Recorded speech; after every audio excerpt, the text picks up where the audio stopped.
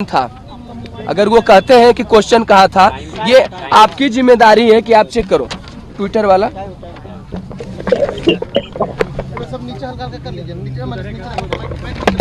सोनू राज नाम का लड़का जो है ट्विटर पे डाला, अब वो डिलीट कर चुका है। ये 13 दिसंबर को ही डाउनलोड किए हम लोग। उस समय लिंक भी था हमारे पास, अभी लिंक नहीं है। उन्होंने बीपीएससी नेटवर्क, नीतीश कुमार, यादव तेजस्वी और नरेंद्र मोदी को टैग करते हुए ये लिखा है कि भारत का सबसे बड़ा एग्जाम सेंटर बापू परीक्षा परिसर मिसमैनेजमेंट का शिकार हुआ। एग्जाम पेपर कहीं से भी गया, परीक्षा शुरू होने और परीक्षा अंत होने के बीच में अगर पेपर डिजिटल या फिजिकल या किसी फॉर्म में बाहर जाती है, सुप्रीम कोर्ट के माननीय सुप्रीम कोर्ट के हिसाब से वो पेपर लीक माना जाता है। इसका जांच कराए, डिजिटल फुटप्रिंट इसका सरकार निकाले कि क्या सही है क्या गलत है। ईओयू को बच्चों ने 8 बज के शाम जब एग्जाम खत्म हो गया, घर आ रहे होंगे, तो ईओयू को बच्चों ने भेजा, वही 1 बजे वाला, यानी एक बच्चा नहीं अलग बच्चा ये भेजा है। उसमें ईओयू धमका रही है। क्या मतलब है? अगर आपको कोई भेजा तो आप जांच करेंगे। यहाँ पे ईओयू लिखती है कृपया अपना नेम, एड्रेस और आधार कार्ड की कॉपी भी उपलब्ध कराएं। क्यों भाई? आपको अगर गया है तो आप जांच करें। आप उसको प्रताड़ित करने के लिए आप ये मांग रहे हैं। और मैं कहना चाहता हूँ कि महोदय, केवल एक ही परीक्षा पे, एक ही केंद्र पे ऐसा नहीं हुआ। बापू सभागार जो है एक मतलब भगत सिंह जैसा क्रांतिकारी बन के उभरा, जो कि पूरा का पूरा चीज चला, और बाकी परीक्षा मतलब सेंट्रलाइज नहीं हुआ। जितनी भी मीडिया हुई सारी कवरेज बापू परीक्षा परिसर को मिली। बच्चों ने अपने अनुभव के आधार पे आरोप लगाया है कि 28 सेंटर में बच्चे जहां जहां एग्जाम दे रहे थे वहां क्या क्या हुआ। हम बारी बारी से आपको पढ़ करके सुनाते हैं। हाँ, और जितनी चीज हम बता रहे हैं सारे चीफ सेक्रेटरी सर को भी उपलब्ध कराया गया है हार्ड कॉपी में। ये जांच का, ये प्रूफ मैं नहीं दे रहा हूँ, ये मैं दिखा रहा हूँ स्क्रीनशॉट जो बच्चों ने भेजा है कि ईओयू को हम भेजे हैं। ट्विटर पे क्वेश्चन था, अलग अलग बच्चे जो है ये भेजे हैं। हम लोग का एक एविडेंस ग्रुप है। हम लोग कोई खुफिया विभाग या सीबीआई वाले तो है नहीं कि हमारे पास सीसीटीवी का एक्सेस होगा या हमारे पास डिवाइसेस कुछ है। आपके पास महोदय सारे सीसीटीवी है, आप खंगालो और सार्वजनिक करो, सारे बच्चों को दिखाओ। और छोटा मोटा क्लिप नहीं, 2 घंटा 3 घंटा का है, पूरा का पूरा दिखाओ कि वहाँ क्या क्या हुआ।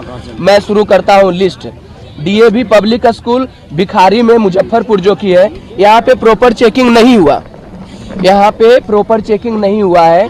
क्रॉस क्वेश्चन में फिर यहाँ पे प्रॉपर चेकिंग नहीं हुआ, यानी metal detector 10 minute before question दिया गया और 8 मिनट ये, मतलब यहाँ पे एक्स्ट्रा टाइम मिला है। प्रॉपर चेकिंग की समस्या यहाँ पे है।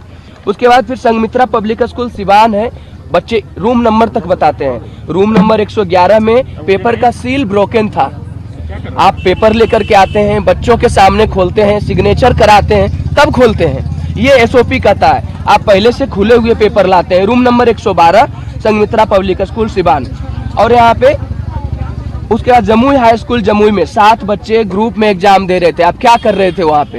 क्या एसओपी हमारा कहता है कि 7 बच्चे? महोदय आप चेक कराएं। जमुई में जिसका एग्जाम था उन्होंने बोला है। उसके बाद बीएस कॉलेज दानापुर अपना पटना में लेट एंट्री देते हैं 4 लड़की को 12:32 में। 11 बजे के बाद एंट्री बंद है, 12:32 में आप लेट एंट्री देते हैं और 12:28 तक आपने क्वेश्चन नहीं दिया। अब ये सवाल है किस रूम में नहीं किस रूम में ऐसा हुआ है, आप जांच करें। उसके बाद इस्लामिया स्कूल कटिहार है, यहाँ पे late distribution of question paper हुआ है और एक्स्ट्रा टाइम नहीं दिए। सेंटर कोड KIS 2033 किशनगंज का है। इन्विजिलेटर आते हैं और जैमर को ऑफ कर देते हैं, यानी इंटेंशनली आप चाहते थे कि मैसेज फॉरवर्ड हो, यहाँ से क्वेश्चन हो या आंसर आए, आप चाहते थे तभी तो ऑफ किए। उसके बाद फिर एन कॉलेज यहाँ पे है। एन कॉलेज में बायोमेट्रिक्स नहीं हुआ है, ये आपकी जिम्मेदारी है, कहाँ नहीं हुआ है आप चेक करें, सीसीटीवी आपके पास है। No jammer was working. Gaya Gyan Ganga गया, यहाँ पे माइक से क्वेश्चन बोला जा रहा था, जिसकी प्रति वो बच्चा जो है रांची का बच्चा है, अपना एडमिट कार्ड के साथ वो लगाया है। मैं आपको दिखाता हूँ। ये बच्चा है जो अपना एडमिट कार्ड नंबर हर चीज लिख करके, और ये आयोग को ईमेल करता है। उधर से कोई जवाब नहीं आती है कि महोदय हमारे सेंटर पे माइक से आंसर सुनाया गया। ये मैं बताता हूँ क्या क्या आंसर सुनाया गया। मलिक कपूर जो कि आंसर था कि नहीं, मलिक कपूर आंसर था। उसके बाद 916 23.3 और 16 अगस्त 1946 ये अनाउंस किया गया। अब क्या प्रूफ चाहिए आपको? आप चेक करो कि क्या सही हुआ है वहाँ पे। आप डीएम से पता करें, सेंटर सुपरिटेंडेंट से पता करें, सीसीटीवी से करें। नींद हाई स्कूल ईस्ट चंपारण में है, यहाँ पे 2 लड़की को 11-15 में मिलती है एंट्री, नहीं मिलना चाहिए 11 के बाद। उसके बाद ANR पब्लिक स्कूल जहानाबाद है, 12:30 में आप एंट्री देते हैं कुछ स्टूडेंट को। सच्चिदानंद सिन्हा कॉलेज औरंगाबाद है, क्वेश्चन 30 मिनट लेट यहाँ पे है, ठीक है, ये है। उसके बाद मिलेट RMG कॉलेज है बेगूसराय, 11:30 में कुछ ऑफिशियल यहाँ पे आते हैं, जैमर को ऑफ कर देते हैं, 11:30 में जैमर को ऑफ करते हैं। उसके बाद मिलेट कॉलेज दरभंगा है, 10 स्टूडेंट जो है गैलरी में बैठ के एग्जाम दे रहे थे, रूम में नहीं, गैलरी में एग्जाम बैठ करके दे रहे थे और उस समय क्योस पैदा हुआ, हल्ला हुआ। जिला स्कूल मोतिहारी टीचर जो स्मार्ट वॉच पहन रहे थे और मोबाइल फोन भी वहाँ पे चोरी करा रहे थे, स्मार्ट वॉच से 2 बच्चों को चोरी करा रहे थे, जबकि टीचर और इन्विजिलेटर को भी नहीं जाना है पहन करके smart watch. TPS college, Vivekanand international school Aurangabad, no proper invigilation नहीं हुआ, चेक चाक सही ढंग से पेपर। उसके बाद क्योस हो गया, 1 बजे के आसपास हल्ला हुआ वहाँ पे, ठीक है। उसके TPS कॉलेज पटना में 1 स्टूडेंट जो 1 बजे एंट्री मारता है, ऐसा क्यों उस स्टूडेंट को एंट्री लेने दिया? Kosi college Khagaria, a boy entered examination hall wearing a smart watch, ये हुआ। उसके बाद परम ज्ञान निकेतन गया में बायोमेट्रिक्स यहाँ पे डन आफ्टर एग्जाम हुआ है, पहले एग्जाम में, एग्जाम के पहले नहीं, और बच्चे चिल्लाते रहे, इसका कोई ग्रीवांस नहीं।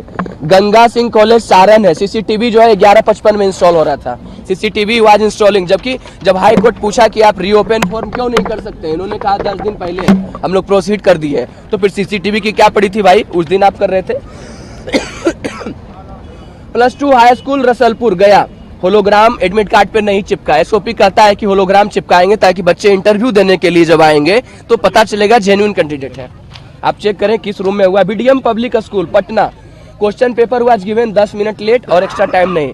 Senior secondary school Rohtas, some student sitting and giving exam in office में कुछ बच्चे पेपर दे रहे थे, आप चेक करो क्या हुआ है। Jhunjhunwala Adarsh Balika high school Bhagalpur, student giving exam in group, no interference from invigilator को रोकना चाहिए अगर बात भी कर रहा है तो। रामेश्वर सिंह महाविद्यालय मेरा सेंटर, वहाँ पे 3 बार लाइट कटा है, लाइट जैसे ही कटेगा जैमर ऑफ होगा, मैसेज जाने के लिए 2 से 3 सेकंड काफी है, और लास्ट टाइम जो कटा है 4 से 5 मिनट से ऊपर लाइट कटा है, यानी आप जानबूझ के काट रहे थे। अगर कट भी रहा था तो आपके पास बैकअप क्यों नहीं था? 1200-1800 रुपया फॉर्म का आप ले रहे हैं और आपके पास एक बैकअप नहीं है। संत जोसेफ नवादा, क्वेश्चन कम विदाउट, मतलब पूरा का पूरा सील नहीं था। उसके बाद फिर राजकीय उर्दू उच्च माध्यमिक विद्यालय वेस्ट चंपारण, यहाँ पे भी होलोग्राम नहीं दिया गया, नो प्रॉपर बायोमेट्रिक्स भी नहीं हुआ। उसके बाद सुगरा कॉलेज है नालंदा, सिक्योरिटी में फॉल्ट हो रहा है चेकिंग में, एक गर्ल आती है जो कि पेंसिल से भर रही है, तो ये हम लोगों ने आरोप लगाया। फोन किया था कि इसका ईस्ट चंपारण चकिया में था, यहाँ मेटल डिटेक्टर, और हाँ ईस्ट चंपारण में बहुत से सेंटर पे मेटल डिटेक्टर नहीं थे। जितने भी अब इसमें एक चीज उठता है कि इसके बाद जैसा कि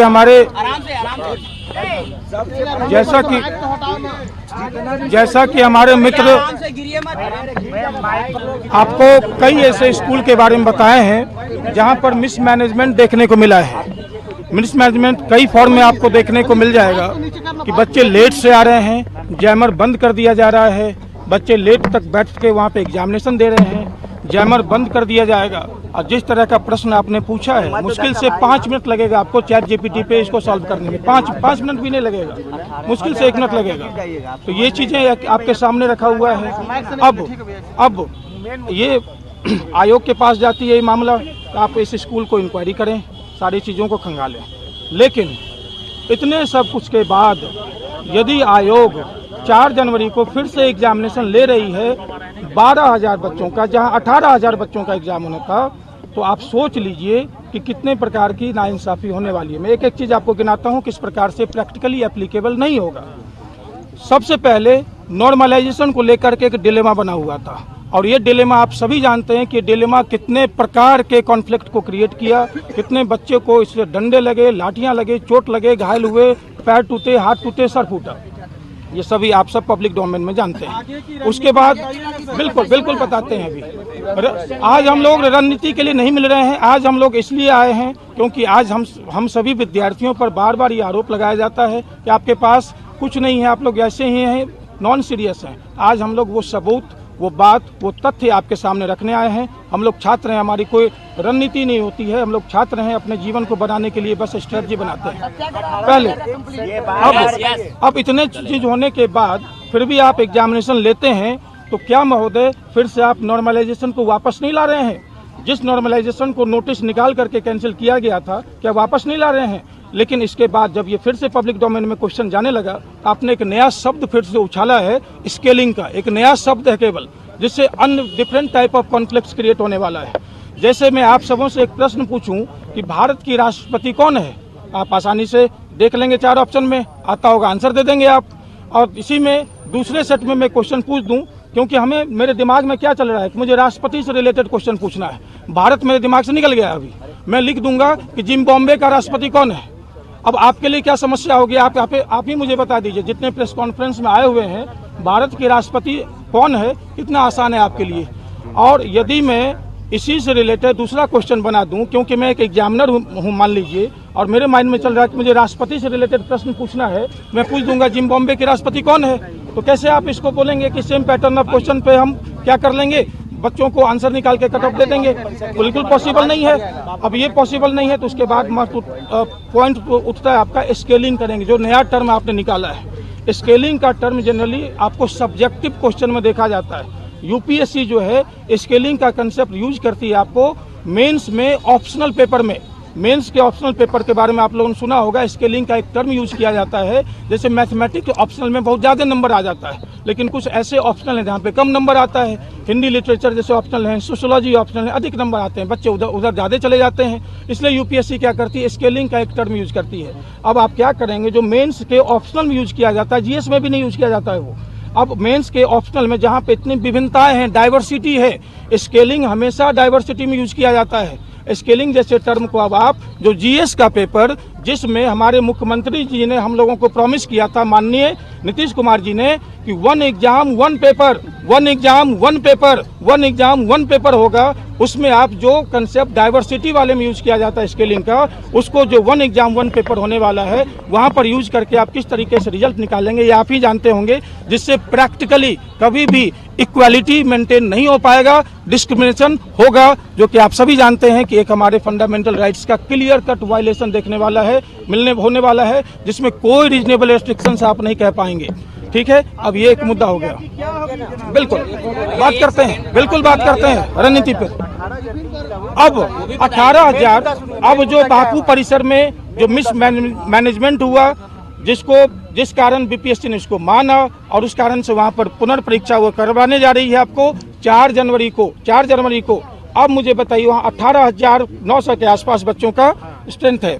अब उस मामले में टोटल प्रीलिम्स का रिजल्ट कितना आता है, अकॉर्डिंग टू बीपीएससी जो निकाले, मैं अप्रॉक्स यदि बता सकूं तो 20,000 के आसपास। यदि मैं 18,900 बच्चों का रिजल्ट ले लूं और 20,000 प्रीलिम्स का रिजल्ट आता है, तो ये रिजल्ट आपको 90% से अबव हो गया, अबव 90%। अब जब 90% का रिजल्ट यदि वो हो सकता है, तो कैसे नहीं टोटल एग्जामिनेशन पे इम्पैक्ट पड़ेगा, आप ही मुझे बता दीजिए, कैसे नहीं इम्पैक्ट पड़ेगा ये। अब ये 18,900 जो बच्चे हैं, इन्होंने क्या किया, एक सेंटर को 22 सेंटर में कन्वर्ट किया, जो कि मिनिमम किया है। ये मैक्सिमम भी हो सकता है, आज के न्यूज़पेपर में आया हुआ है, मैक्सिमम 40 भी हो सकता है, 50 भी हो सकता है, मिनिमम इन्होंने 22 बनाया है। अब आप सोच लीजिए 22 सेंटर, यदि 22 सेंटर पे पेपर लीक जिस तरीके से हुआ होता, तो क्या एग्जामिनेशन केवल 22 सेंटर पे होता, उसके बाद पूरे बिहार का कैंसिल हो गया होता। लेकिन केवल एक सेंटर का नाम लेकर के उसके आड़ में जो है बीपीएससी छुप करके जो है हम लोगों को बताया गया है कि केवल एक सेंटर है। और कुछ प्रवक्ता किसी एक पार्टी से हैं, वो भी कहते हैं बार बार एक सेंटर पे ही तो हुआ है, एक सेंटर पे ही तो हुआ है। और जो वो नीट का एक हम लोगों को हवाला देते हैं कि नीट जो है सुप्रीम कोर्ट का जजमेंट है, with due to all respect to the apex court of our country, NEET परीक्षा का जो नेचर है वो एडमिशन के लिए एलिजिबिलिटी क्राइटेरिया का है। नीट एग्जामिनेशन का जो नेचर है that gives you the criteria of admission into the medical college. लेकिन बीपीएससी जो है ये एक एम्प्लॉयमेंट का एग्जामिनेशन है, बीपीएससी में प्रीलिम्स निकाल कर आपको रोजगार नहीं मिलने वाला है। प्रीलिम्स निकाल करके आपको मेंस लिखना है, मेंस निकाल के भी रोजगार नहीं मिलने वाला है। मेंस निकाल करके आपको इंटरव्यू देना है, इंटरव्यू दे के भी रोजगार नहीं मिलने वाला है। इंटरव्यू क्रैक करके फाइनल आउटपुट आएगा तभी आपको रोजगार मिलेगा। तो यहाँ पर आप नीट का यदि हवाला दे रहे हैं बीपीएससी में, तो कहाँ से तार्किक होगा? नीट निकालने के बाद उसको मेंस नहीं लिखना है, नीट निकालने के बाद उनको इंटरव्यू नहीं देना है, नीट निकालने के बाद जो है सीधा उनको एडमिशन होने वाला है। तो वो नेचर दोनों है ही नहीं। वो नेचर यदि आप बीपीएससी में इम्प्लीमेंट करेंगे तो ये कैसे पॉसिबल होगा? पॉसिबल ही नहीं होगा। आप बोलेंगे कि रात में उजाला है क्योंकि लाइट जल रहा है, तो क्या आप रात को दिन बोल दीजिएगा? क्या ये संभव है? रात को दिन आप कह ही नहीं सकते हैं। तो ये एक मेन आधार है, ये चीजें हैं। जी बताइए, कितने सेंटर पर जो है लीक हुआ है पेपर, ये बताइए। पेपर लीक का जो है, क्योंकि चूंकि हम लोग इन्वेस्टिगेटिंग एजेंसी नहीं है। आपने आरोप लगा रहे हैं ना कितने सेंटर? ये आरोप नहीं है हमारा, बिल्कुल आरोप नहीं है।